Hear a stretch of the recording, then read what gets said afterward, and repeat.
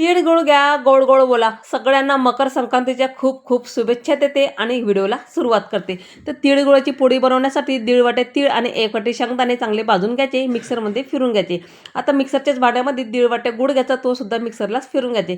त्याने का ते पूर्ण मिश्रण एकजीव होते आणि त्यामध्ये गाठी वगैरे राहत नाही आणि पोळी फुटत नाही. ते पीठ मळण्यासाठी 2 वाट्या गव्हाचं पीठ, 1 वाटे बेसन पीठ, तुपाचं मोहन घातलं, चवीप्रमाणे मीठ, घट्टसं उंडा मळून घेतलाय. 15 मिनिटासाठी रेस्ट करायला ठेवून द्यायचे. खूप छान उंडा मुरला जातो आणि पोळाही अगदी खुसखुशीत होता. आता जसं आपण पुरण भरतो त्याचप्रमाणे कणकेचा गोळा घ्यायचा आणि त्यामध्ये तिळाचं मिश्रण घालून घ्यायचे. पूर्ण कडेपर्यंत मिश्रण लागलं पाहिजे अशा पद्धतीने आपल्याला उंडा हा चांगला भरून घ्यायचा आहे. तोंड व्यवस्थित पॅक करून घ्यायचे म्हणजे सारण त्यातून ते बाहेर येणार नाही. आता पीठ लावून आपल्याला थोडंसं सारण भरल्यानंतर थोडंसं हातानं प्रेस करून घ्यायचं.